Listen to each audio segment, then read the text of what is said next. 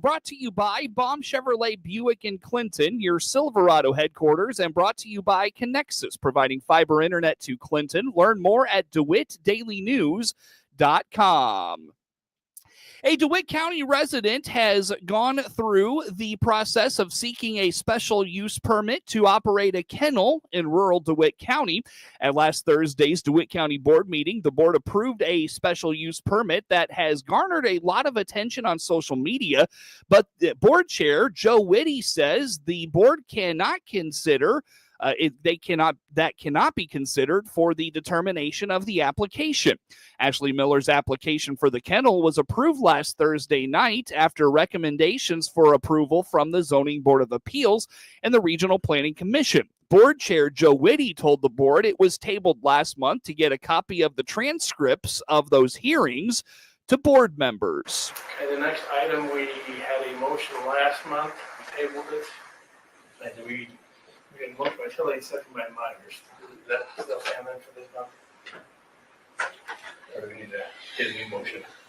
No, if you tabled it, it's on the agenda. You can bring it back up. Okay, so we had the motion already by Ms. Tilly and second last month by Ms. Myers. And we tabled it because we want to get the transcripts. Those were sent out and hopefully everyone's had a chance to review.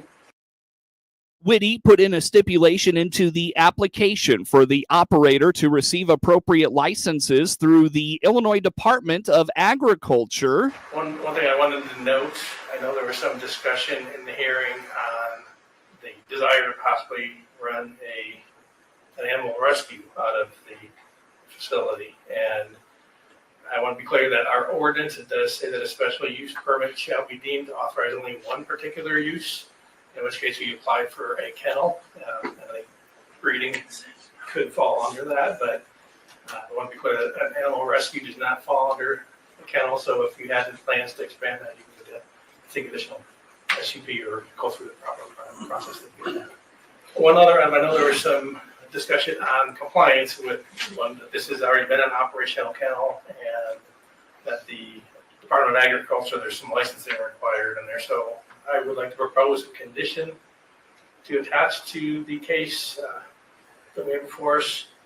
I did send that out so you have the language in there. I can explain it, but I would propose the condition that the applicant shall obtain a kennel license with the Illinois Department of Agriculture within 1 year of being granted the special use application and shall maintain the license as long as the kennel is operational. Failure to obtain and maintain the license and operate the kennel in accordance with the Animal Welfare Act 2025 Illinois ILCS 605 and its rules may result in a special use permit being canceled by action of the county board upon recommendation of the planning commission. Miller, who attended the county board meeting Thursday, told the board she could not get the approval from the Illinois Department of Agriculture. Christina Deerwester explained the county, city of Clinton, and state of Illinois rules on the issues of breeding. Actually, I have a statement. I spoke to the Department of Ag, and I do not qualify for a license because I spay and neuter my cats, and I'm below the hobby amount for breeding females, so they will not let me get one unless I exceed that amount. So I'd have to have more than 6 females to have that license. And that came from my inspector that came out in the summer. I cleared the inspection. The case was closed out. There is no issue with me that I am currently aware of. In reality, anybody in county that has more than 4 animals has to have a kennel license. I am not the only individual that is not in conformity. There are even individuals that were in zoning that told me they didn't know that there was a requirement for that. So in order to obtain a state license, I would have to have more cats that are intact in order to do that. You see what I'm saying? So I can't get it. They will not issue me one because I don't have enough cats to meet that requirement because I spay and neuter. So what I saw on the Department of Agriculture site was that you would have to apply for 2 separate licenses, one for a kennel and one for cat breeding. So those are separate licenses. Incorrect. It's only if you're not a hobby breeder. I can get if there's 2 separate laws here. So like the conformity law is even if I wasn't breeding, let's say I just had 5 dogs. By the statute you guys have written, I have to have a kennel license. So are we going to go to every? I'm not trying to be, but hold on a minute. Where exactly do you find that statute? I asked the same question, but it was in the zoning permit requirements from what I was told by the sheriff. For a kennel, yes, there is no, No, period. If you own more than 4, Ashley, other people have went through this before you. I understand. There is nothing in writing in the county about how many animals do you have. It is a state law that if you have more than 5 breeding females or more, then you are considered a breeder, and by state statute, you have to get a breeding license. Right, but if you're below that, The only then you're thing- hobby. But the The thing, only thing Sorry. locally is within Clinton as a city. They have an ordinance that you can only have 4 animals, period. Whether it's 3 cats, 1 dog, 2 cats, 2 dogs, the city has that ordinance. the sheriff came out and specifically told I me understand that, but the sheriff was wrong. It's not in the ordinance. If you look through our ordinances, it's not there.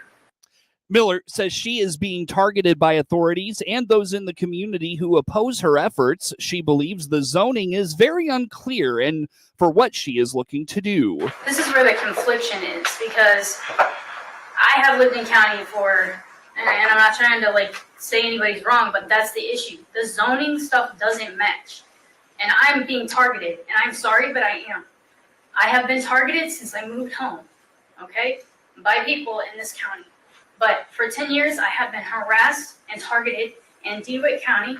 I have had people threaten me. I've had people hurt me. I've had people do very nasty things. My thing is, the county law says, from what the sheriff told me, that if you have more than 4 in county, and I'm just going by what Sheriff Walker said because he came to my house last summer, that you are in violation of the ordinance because they adopt, his wording was that they can adopt this, and I'm not sure if this is correct because I'm not an attorney, but he said that they could adopt the city law and apply it to the county. So since the city law is 4, They could, but they have not adopted it. That's all I'm saying. I'm not targeting you. I'm not saying you shouldn't have a kennel. I'm saying the sheriff is wrong. It's not part of the county animal ordinance okay. that you can only have 4. That's why I was confused because Chapter 90 doesn't say that, and I did bring it up to zoning when it all came about. I did bring it to Dee Dee's attention. I told her it's not written there. I paid all the fees that were necessary or whatever so that the county can get their money. I do have, experience and am willing to help you guys. I want to be able to help you guys, however that may be. But I also want to be able to have my cats and, I do cat shows. I spay and neuter. I advocate for animals that have preservation breeding. I work with a breed that's extinct in a sense, it's going extinct. So this condition was put in part because the testimony where you talked about that you were aware that you were not in conformity with not only the county, but with the state Department of Agriculture. And so we have. No, I had never said I wasn't in conformity with the state. I stated that I had met the requirements, that I had a state ag investigator that I spoke to and got guidance from. And I did all that last summer. But he told me, and I brought it up to Dee Dee as well, that I can't get a breeder license unless I have more than the hobby breeder amount. You don't get a license for that unless you have more than the hobby breeder amount. I spay and neuter my cats. Dear Wester called into question part of Miller's claim she was operating a rescue at her property currently. Whitty interjected and reminded the board they could only consider testimony and evidence presented during the Zoning Board of Appeals and the Regional Planning Commission process. This is where the confliction is because I have lived in county for, and I'm not trying to say anybody's wrong. Actually, I have a statement. I spoke to. This is where the confliction is because I have lived in county for, and I'm not trying to say anybody's wrong, but that's the issue. The zoning stuff doesn't match, and I'm being targeted. This is where the statement. I spoke to the Department of Ag, and I do not qualify for a license because I spay and neuter my cats, and I'm below the hobby amount for breeding females, so they will not let me get one unless I exceed that amount. So I'd have to have more than 6 females to have that license, and that came from my inspector that came out in the summer. I cleared the inspection. The case was closed out. There is no issue with me that I am currently aware of. In reality, anybody in county that has more than 4 animals has to have a kennel license. I am not the only individual that is not in conformity. There are even individuals that were in zoning that told me they didn't know that there was a requirement for that. So in order to obtain a state license, I would have to have more cats that are intact in order to do that. You see what I'm saying? So I can't get it. They will not issue me one because I don't have enough cats to meet that requirement because I spay and neuter. So what I saw on the Department of Agriculture site was that you would have to apply for 2 separate licenses, one for a kennel and one for cat breeding. So those are separate That's licenses. incorrect. It's only if you're not a hobby breeder. I can get if there's 2 separate laws here. So like the conformity law is even if I wasn't breeding, let's say I just had 5 dogs. By the statute you guys have written, I have to have a kennel license. So are we gonna go to every? I'm not trying to do, but Hold on a minute. Where exactly do you find that statute? I asked the same Because- question, but it was in the zoning permit requirements from what I was told by the sheriff. For a kennel, yes. There is no, No, period. If you own more than 4, Ashley, other people have went through this before you. I understand. There is nothing in writing in the county about how many animals do you have. It is a state law that if you have more than 5 breeding females or more, then you are considered a breeder. And by state statute, you have to get a breeding license. Right, but if you're below that, The only then thing- hobby. But the The thing, only thing Sorry. locally is within Clinton as a city. They have an ordinance that you can only have 4 animals, period. Whether it's 3 cats, 1 dog, 2 cats, 2 dogs, the city has that ordinance. the sheriff came out and specifically told I me understand that, but the sheriff was wrong. It's not in the ordinance. If you look through our ordinances, it's not there. The board approved both the condition proposed by Whitty and the application. The issue, since being approved by the Zoning Board of Appeals and the Regional Planning Commission, has been hotly debated on social media. Some are calling into question Miller's history outside of DeWitt County. Whitty indicates none of that was presented to the ZBA or RPC. Therefore, it could not be considered by the board last Thursday. So I know there's been some discussion out there in social media. At the end of the day, what we are supposed to be making our decision on is it's based on what's presented at the hearing. It gives anybody the opportunity to weigh in, but then they're subject to cross-examination. So if you're going to make an allegation about something, then you've got to back that up, and somebody would have an opportunity to cross-examine you. And I think on this particular case, there was nobody who spoke out in opposition At the meeting. at the zoning hearing.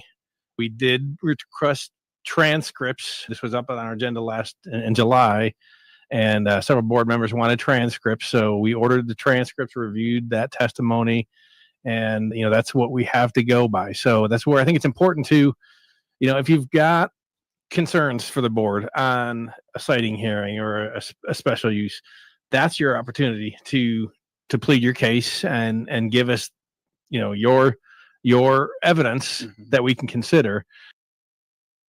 Like it or not, Whitty indicates this is the process the county has in place for these applications. And while some claim they did not know the meetings were taking place, he admits there needs to be better transparency with the community on that. Dear Wester, John Wirtz, and Buck Carter were dissenting votes on the issue.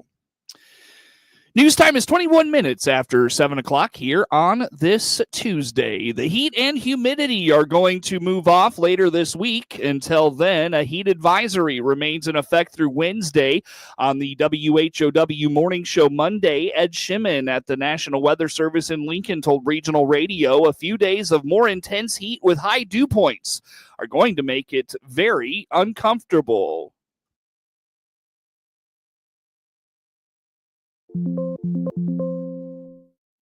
Yeah, it is. And under normal conditions, without the cornfields pumping moisture in, we really wouldn't have that reached on a normal occasion. But this July, the evapotranspiration, the plants just pushing moisture into the air through the leaves has caused the dew points to be about 4 to even 5 degrees higher locally across central Illinois and Iowa. And just, the areas where corn is in full growth right now, the dew points are going crazy.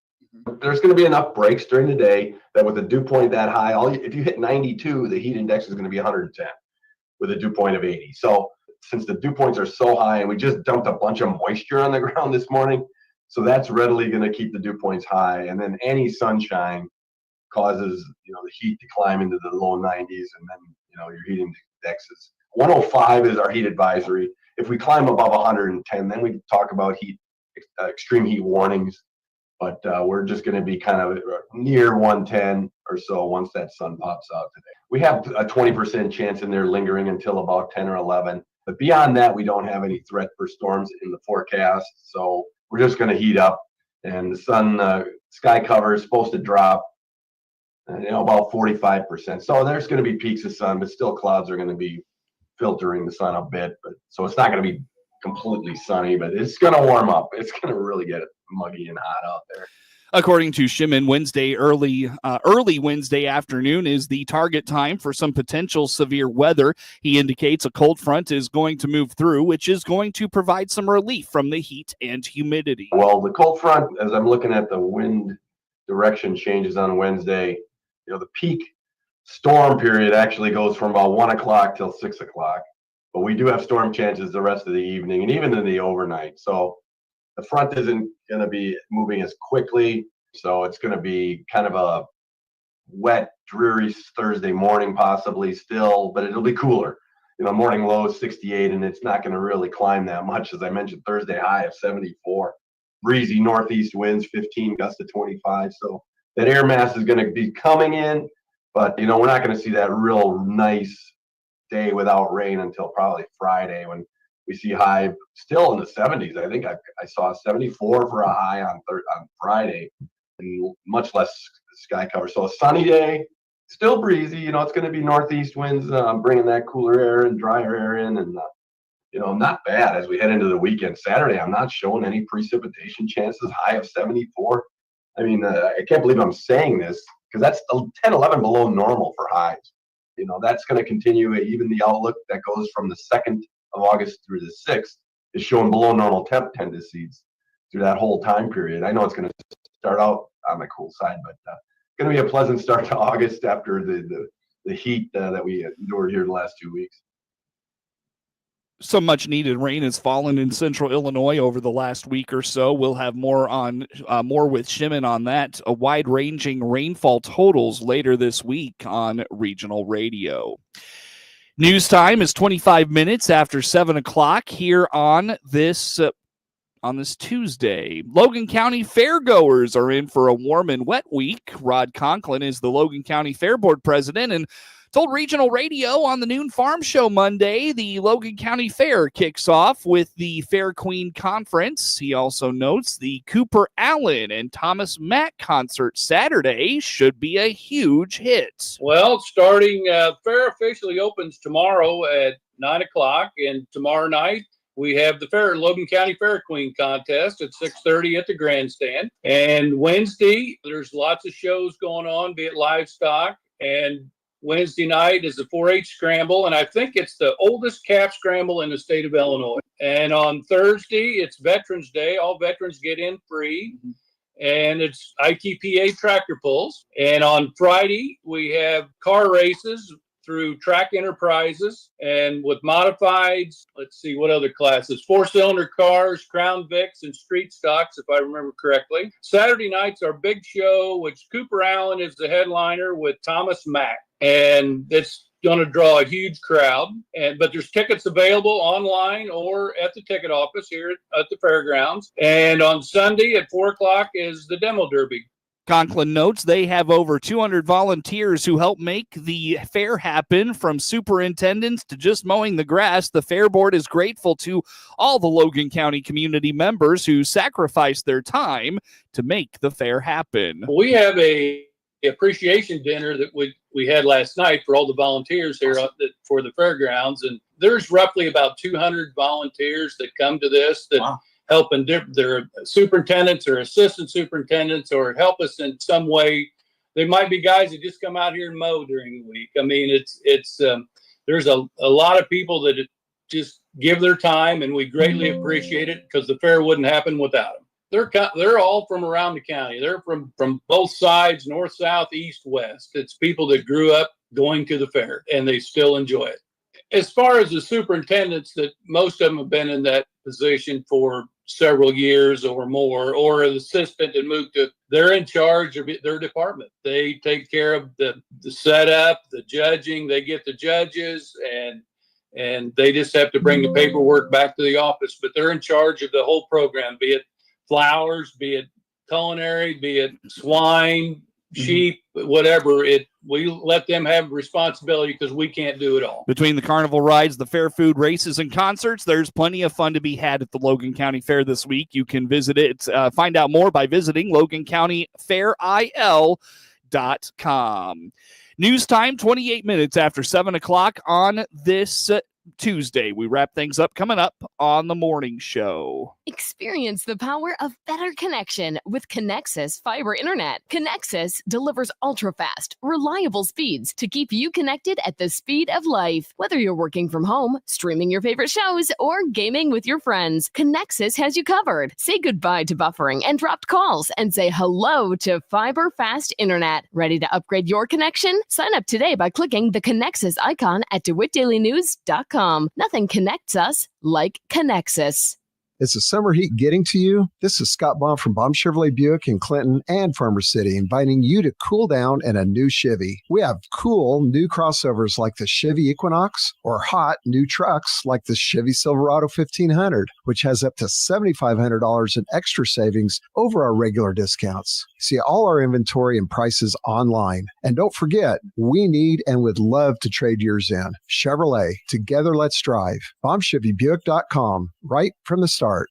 News time, 29 minutes after 7 o'clock here on this Tuesday. Coverage of news today is brought to you by Baum Chevrolet Buick in Clinton, your Silverado headquarters, and brought to you by Connexus, providing fiber internet to Clinton. Learn more at DeWittDailyNews.com. Get news anytime from your computer or mobile device.